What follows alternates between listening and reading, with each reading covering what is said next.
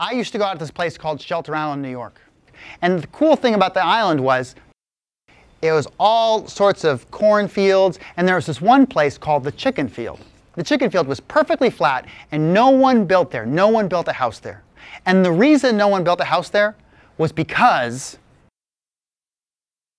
the chicken factory was next to it. The chicken factory was 100 years old, and the town had made a law against it, making it illegal. But they couldn't close it down until the owner improved the property. So to prevent the town from closing down the chicken factory, he did not put one nail in the factory. Not one nail! He didn't improve the roof tiles. He didn't do anything. And so it was that the factory got holes in the sides, and smells started to come out from the factory, and big signs appeared saying, "No smoking," because all the chicken stuff gathered up, and it sort of melted and stewed, and it put off gases, and nobody would build half a mile from this place. And there were big signs saying, "No smoking, no cigarettes, no fires, nothing." No more fires. Nope, nothing, because if you did, boom. Well, Jacob, he owned a model airplane. That airplane was like this big, I mean, literally this big, and he would take it to Central Park and he would take off. He'd be controlling it, you know, flying plane, and it would go,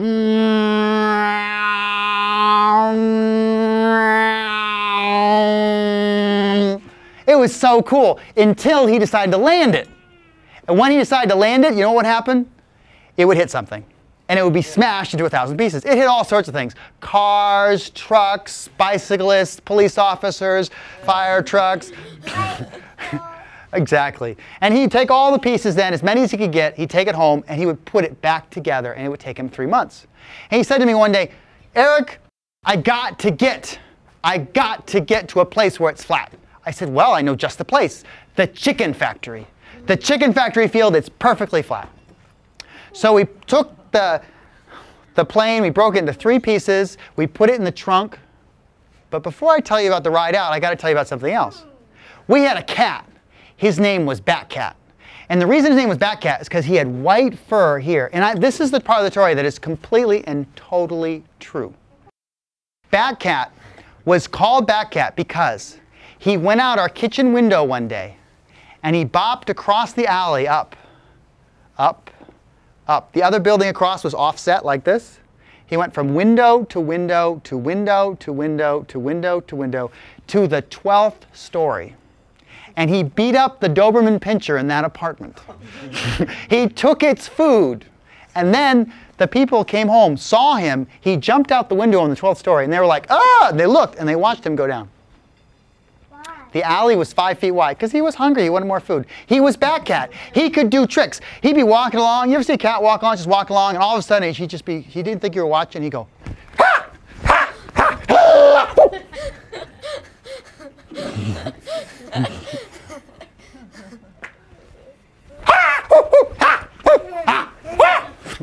So it was, he was Batcat. He did all sorts of tricks. Sometimes he'd run at a wall. You ever seen a cat run at a wall? It runs at the wall, it goes up the wall, and it flips and comes back down. Batcat would do 3 flips. He'd run up the wall.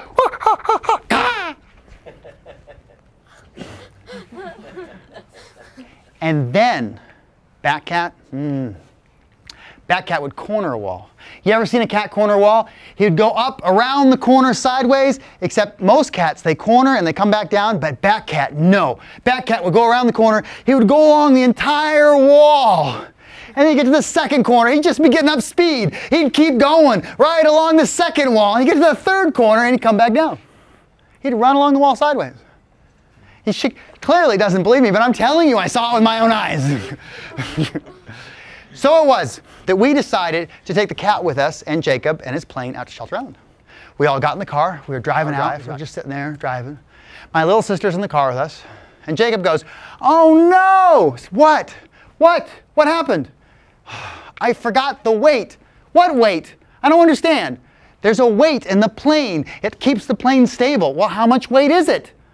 "Oh, it's pretty heavy." Well, the cat, being Batcat, he put his little toes out with the claws, and he just jury-rigged the cage he was in and opened it up about 20 minutes of the ride, and he was going around the car, underneath the seats, underneath the brakes, underneath everybody he could find. And right then, Jacob was saying, the weight, And the cat jumped in his lap. And he said, "It's about this much." And my little sister said, "No, you are not killing my cat." "I would never kill your cat," said Jacob. "I would just risk his life." "No, yes, I'm not." "Listen," said Jacob, "listen. Your brother, Eric, yeah, your brother, he's got a G.I. Joe doll, you know? Yeah? Well, we'll take the G.I. Joe doll, we'll cut the strings off the doll, and we'll put it on the cat. So it's got the parachute. You know the G.I. Joe you toss off the roof and the parachute opens? Well, we'll put it on the cat." "I don't know," said my sister. "If anything happens, I'm telling Mom, both your mothers." "Oh, okay, okay." So we get out to the island, we drive up to the house, we run up, we get the G.I. Joe doll, we cut off the straps, we put the thing on the cat, and we also take the top of the G.I. Joe, you know, the little goggles, we put that on the cat too, cut out little spaces for his ears. So then we have to test it to make sure it's safe. So we climb on top of a ladder, and we throw the cat off the ladder, which is not a lot of fun for the cat. But it works. Meow, meow, meow. So then we take the cat, and we put the cat on the bike. Now, I know you're thinking that it won't work, but it does, because Batcat loves speed. I had this girl's bike, had a big basket in the front, and I put the cat there, and I'd pedal as fast as I could go down the road, just going faster and faster. It was great. And the cat would sit right here, and he would lean forward and feel the speed going through his hair. So we bike out. Jacob's got all the parts of the plane, and I got the cat. And we bike out to the chicken field. And my sister's coming along because she's sort of like animal rights representative, you know, she's making sure that we're safe. She's got a little camera, a little notebook, some binoculars. She's ready to record. She's even got a little tape recorder. We get out on the chicken field, and Jacob puts the plane back together, and it looks fantastic lying there, but it's missing the weight. Now, I was very clever. I brought a can of tuna. I open up the can of tuna, and I put it there on the seat, and then we take the cat, we put it in the plane, and we have a string. We attach the end of the parachute by string to the plane. So if the cat jumps out, the parachute will open and deploy, and the string will break. That's right, good. "Is this good?" we say to my sister. My sister says, "Okay, that's okay, that looks good." She takes a few pictures. So the cat's in the plane, he's eating the tuna, and Jacob starts up the plane. And the plane starts moving, and the cat's like, "Oh, cool."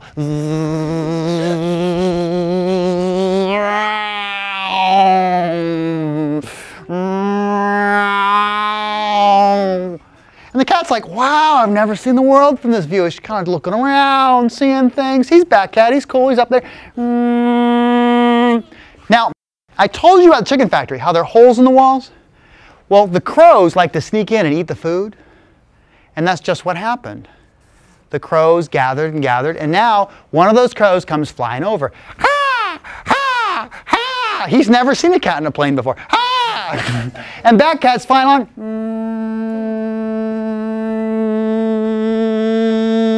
And the cat does something. He leans towards the crow, and the plane turns. And you can see the light bulb on top of the cat's head.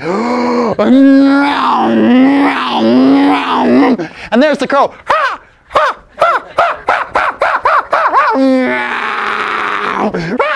And the crow's flying away.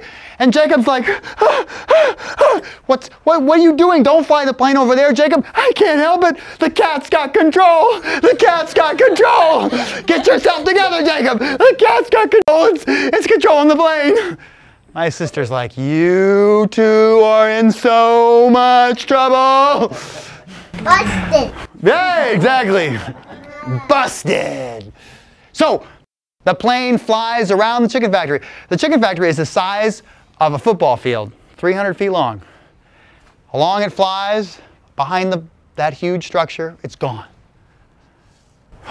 Oh no, we gotta go get it. Come on. We start to run across the field. We've only taken a few steps when the plane comes out the other side, and it's going much faster. It's low to the ground. That cat is flying for its life. We're like, "What's he doing?"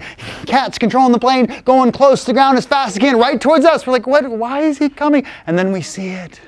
Behind the chicken factory, it's not one crow. It's not two crows. It's thousands of crows. And they all want to kill the cat. Go back, we say. Turn around, batcat, go the other way.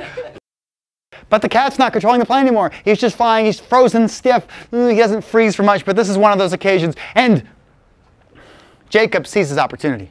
He takes the plane. He whips the plane around the other direction, right towards the crows, and he turns on the electricity, the lights. I didn't tell you about the lights.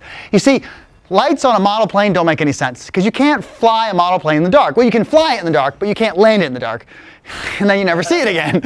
So Jacob had taken the light system, and with my experience with Roman candles, he had attached 2 Roman candles to each end of the plane. And he turns on the lights, and the Roman candles fire right into the crows. They're flying every which way. And then the Roman candle shots, they fly through the air right past the big signs that say, "No smoking, this is you. No lighted flame." The explosion was heard as far away as New York City, 3 hours away by car. Chicken rained down out of the sky for 3 weeks. It was called the Summer of the Chicken. Chicken parts rained out of the sky. It was the best fishing the fishermen had seen in 25 years. If you wanted to catch something, you just took a fresh cooked piece of chicken out of your pocket, you put it in a hook, you threw it in the water, and the fish would go, "Oh, chicken." So it was. There were so many fish, they couldn't catch enough. And the best part was, the few days after the explosion, you'd be walking home thinking, "I'm sort of hungry." You'd look up and there would be a piece of fried chicken right there on the branch. You'd reach down, pick it, and start eating it. Sometimes, if you were a farmer or just somebody who liked chickens, you like to raise chickens, you'd be walking along, you'd look over, and there's a chicken. No feathers. So it was.